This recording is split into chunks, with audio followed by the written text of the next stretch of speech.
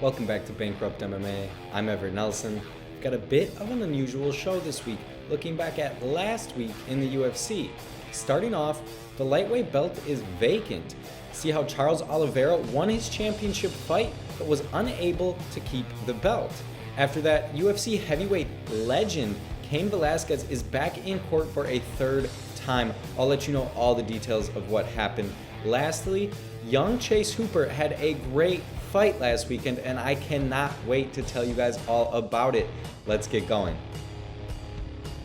If you saw UFC 274, you saw history in the making. And no, not because it was a championship bout. In fact, it was almost quite the opposite. Justin Gaethje was the only fighter eligible to win the belt in this match. Why is that? That's because Charles Oliveira missed weight. He only missed by 0.5 pounds, but even with the allotted hour to cut that extra weight, he was unable to reach the 155 lightweight limit. Now, Mark Ratner has come out and said that the scale was all up to par, there was nothing wrong with it. So it makes you wonder, why was he unable to make the weight? Well, that's not what we're talking about. Today, we're curious who he's going to be fighting next. There's some possibilities, a Michael Chandler rematch, a Justin Gaethje rematch down the line. It could even be Dustin Poirier. Who really knows? What we're curious about is what you guys think. So hit us up on our Discord, Bankrupt MMA, and let us know. Some not so great news coming from the world of MMA. This time it's coming from outside the octagon. I don't know if you guys have been following up as well as I have on this story, but Cain Velasquez was denied bail again. Now, he was arrested back in February for chasing and shooting at Harry Goulart. Goulart was accused of lewd and lascivious acts on a young relative of Cain Velasquez. During this chase and this shootout, Velasquez did strike the father-in-law of Harry Goulart in the arm with a bullet. Now he's facing 10 charges and possibly life in prison. So after being denied bail twice, Cain's lawyer suggested a $1 million bail, ankle monitoring, and 24/7 supervision. Despite all of this, and 37 letters in Cain's support, Judge Shalina Brown still denied bail. I'm worried for him. I don't know if you guys are. I don't know what everybody's thoughts are.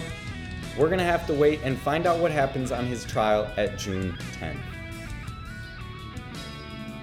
No UFC this weekend, which gives me the opportunity to tell you guys about a fight I was really impressed by.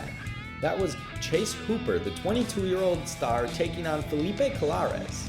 Now, Chase won by TKO in round 3 due to some ground and pound, and it was really great striking, very impressive victory. However, I was more impressed with rounds 1 and 2. Chase, after nearly a year since his last fight, he truly revamped his entire arsenal. There was more striking, pressure standing up, and reliable ground defense. Now, I'll admit it, he had his moments where he went back to the BJJ, and there were a couple times that he pulled guard only to take some elbows on the ground. That being said, that's what you get from a Chase Hooper fight, and he makes it work. He's 3-2 now in the UFC, and it's clear he's growing into his skill set, all the while adding to it. Hooper still has a long road ahead of him, but with progress like this, even he's proud of himself. I mean, he got signed when he was only 19, and he's the youngest fighter to ever be picked up by the UFC. Only 3 years later, and his growth has been incredible. I, for one, can respect that. Let's see what he had to say about his fight. I feel like it went kind of as well as I could. I showed a lot of improvements. The guys that I'm fighting have just as much, anxiety about stepping in there with me as I do, with them. So it's trying to shift that mentality of like, he's got to fight me, not the other way around. And I feel like that was a huge step up for me tonight. Obviously I've been working on the striking, been working on the wrestling, been working on the grappling, and just my fight IQ overall. And I feel like I've, earned my spot for the evening. And Well, that's going to do it for our show tonight. I know it was a bit of a weird one, but thanks for watching. We're looking forward to next week, all those exciting fights they've got for us. Be sure to follow us on all of our socials at Bankrupt MMA and join the Discord. The link will be in the description below. As always, I'm Everett Nelson from Bankrupt MMA. Keep them hands up and have a good night.